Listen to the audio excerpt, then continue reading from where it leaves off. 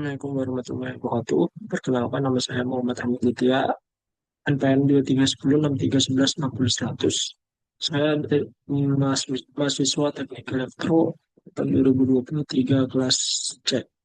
Di sini saya akan menjelaskan analisis produk life cycle atau PLC tentang e-wallet Indonesia seperti GoPay, OVO, dan Dana.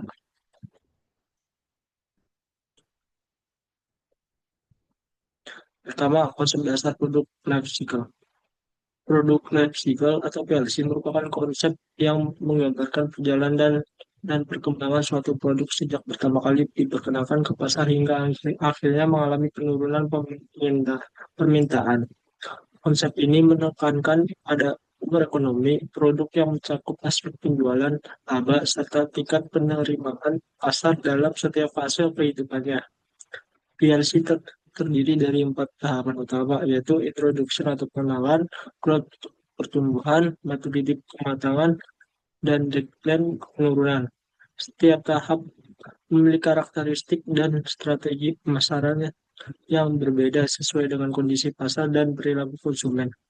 Tujuan utama penerapan konsep PLC adalah membantu perusahaan dalam memaksimalkan keuntungan, menentukan waktu yang tepat untuk inovasi atau pembaruan produk, serta menjaga daya saing agar produk tetap relevan di tengah dinamika pasar yang terus berubah. Tahapan, pro- tahapan produk life cycle. Yang pertama adalah introduction. Ciri-cirinya produk masih diperkenalkan, penjualan masih rendah, biaya promosi tinggi, kesadaran pasar masih kecil. Fokus strateginya hanya edukasi konsumen dan promosi agresif. Kedua ada growth, ciri-cirinya penjualan meningkat pesat, mulai muncul pesaing, produk mulai dikenal luas, fokus strateginya ekspansi pasar dan pengembangan fitur. Ketiga ada maturity, ciri-cirinya pasar mulai jenuh, tumbuhan penjualan melambat, persaingan harga meningkat. Fokus strateginya efisiensi operasional dan inovasi layanan. Keempat, ada decline. Ciri-cirinya penjualan menurun, muncul teknologi baru atau perubahan tren pasar. Fokus strateginya diverifikasi produk atau reposisi merek. Kemudian ada gambaran umum produk e-wallet. E-wallet merupakan dompet digital yang digunakan untuk melakukan transaksi non-tunai melalui smartphone dengan cara yang cepat, praktis, dan aman. Beberapa contoh e-wallet populer di Indonesia antara lain GoPay, OVO, dan Dana, yang telah menjadi bagian penting dalam aktivitas keuangan masyarakat. Fitur utama yang ditawarkan meliputi pembayaran menggunakan QRIS, transfer saldo antar pengguna, promo cashback, serta integrasi dengan berbagai platform e-commerce dan layanan publik. Kehadiran e-wallet mendukung terciptanya gerakan cashless society serta meningkatkan efisiensi dan transparansi dalam sistem transaksi digital di era modern. Yang pertama ada tahap satu. Tahap satu yaitu introduksi atau pengenalan. Pada tahap pengenalan yang berlangsung sekitar tahun 2017 sampai 2018, e-wallet mulai diperkenalkan kepada masyarakat, namun jumlah penggunanya masih terbatas karena rendahnya literasi transaksi digital. Fokus utama pada fase ini adalah promosi besar-besaran dan edukasi masyarakat mengenai kemudahan, keamanan, dan manfaat pengguna transaksi non-tunai. Strategi yang diterapkan meliputi pemberian cashback dan diskon besar-besaran, serta kolaborasi intens dengan merchant online dan layanan transportasi digital seperti Gojek dan Grab untuk menarik pengguna baru. Salah satu contoh aktivitas penting pada tahap ini adalah kampanye Cashless Society oleh Bank Indonesia yang turut mendorong adopsi awal pembayaran digital di Indonesia. Kedua ada tahap growth atau pertumbuhan. Pada tahap pertumbuhan, jumlah pengguna e-wallet meningkat pesat seiring meningkatnya kepercayaan masyarakat terhadap transaksi digital. Persaingan antara penyedia layanan seperti GoPay, OVO, dan Dana mulai ketat dengan fokus pada peningkatan fitur dan kualitas layanan. Strategi utama pada fase ini mencakup penambahan fitur pembayaran QRIS, peningkatan teknologi keamanan transaksi, serta integrasi dengan platform e-commerce untuk memperluas jangkauan pengguna. Selain itu, kolaborasi dengan perbankan dan marketplace menjadi langkah penting dalam memperkuat ekosistem digital. Contohnya seperti GoPay dan OVO berhasil menjadi alat pembayaran utama di platform besar seperti Tokopedia dan Grab yang semakin mempercepat pertumbuhan adopsi e-wallet di masyarakat. Tahap ketiga ada maturity atau kematangan. Pada tahap kematangan, pasar e-wallet mulai mencapai titik jenuh karena hampir seluruh masyarakat, terutama di wilayah perkotaan, telah menggunakan setidaknya satu aplikasi dompet digital. Persaingan antara antara penyedia semakin ketat baik dalam hal harga, promosi maupun inovasi layanan. Strategi utama pada fase ini berfokus pada pengembangan fitur bernilai tambah seperti investasi reksadana, layanan pay later, serta asuransi digital untuk mempertahankan minat pengguna. Selain itu, peningkatan loyalitas pelanggan dilakukan melalui program reward, program eksklusif, dan penguatan sistem keamanan transaksi.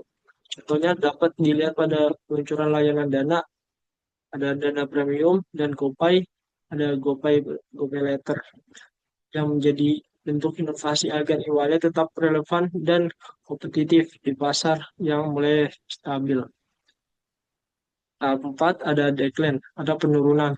Pada tahap penurunan, tren penggunaan e-wallet mulai menurun akibat munculnya super apps dan integrasi teknologi AI vintage yang menawarkan layanan keuangan lebih lengkap dan efisien.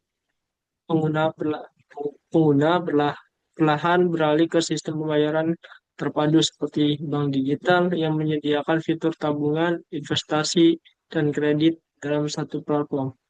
Untuk menghadapi kondisi ini, strategi utama yang dilakukan adalah diverifikasi layanan agar e-wallet dapat berkembang menjadi platform keuangan menyeluruh yang mencakup fitur saving, investment, dan insurance.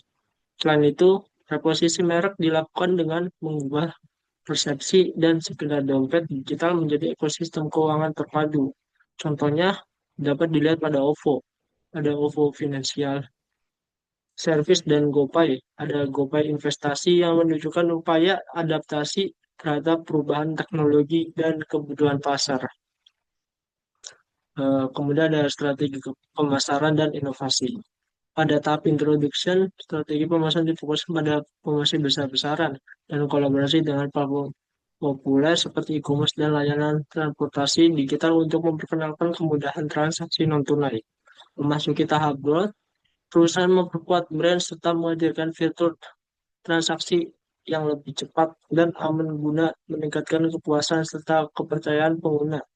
Pada tahap maturity, fokus beralih pada inovasi fitur finansial tambahan seperti pay later, investasi, dan asuransi digital untuk mempertahankan loyalitas pelanggan di pasar yang mulai jenuh.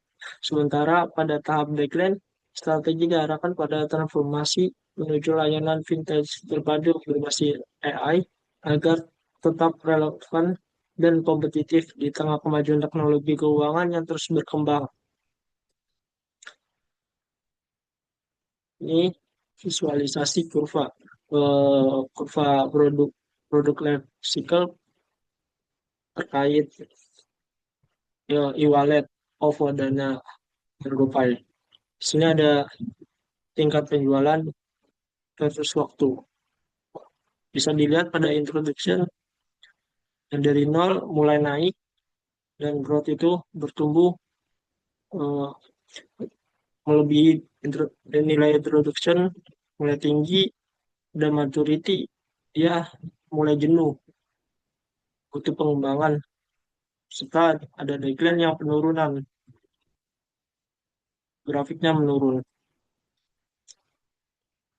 Kesimpulannya, e-wallet di Indonesia telah melalui seluruh tahapan produk life cycle, mulai dari fase pengenalan hingga memasuki tahap penurunan. Seiring munculnya teknologi keuangan yang lebih maju, inovasi berkelanjutan dan kolaborasi strategi dengan berbagai sektor menjadi faktor utama dalam memperpanjang fase pertumbuhan serta mempertahankan daya saing di pasar digital. Untuk menjaga eksistensinya di tengah perubahan tren dan kebutuhan konsumen, transformasi transformasi menuju ekosistem keuangan terpadu atau financial ekosistem menjadi langkah penting agar e-wallet tetap relevan dan berperan dalam mendukung perkembangan ekonomi digital nasional. Rekomendasinya yang pertama ada meningkatkan keamanan siber untuk melindungi data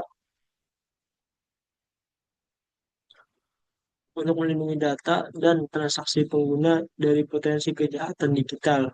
Kedua ada mengembangkan literasi digital bagi pengguna agar lebih memahami cara penggunaan e-wallet secara aman dan efisien. Ketiga ada melakukan diverifikasi fitur ke arah investment dan financial planning tools untuk menambah nilai dan mengisi layanan. Keempat, memperkuat kerjasama dengan perbankan dan sektor publik guna memperluas ekosistem digital dan mendorong adopsi e-wallet secara nasional. Sekian penjelasan dari saya, kurang lebihnya mohon maaf. Assalamualaikum warahmatullahi wabarakatuh.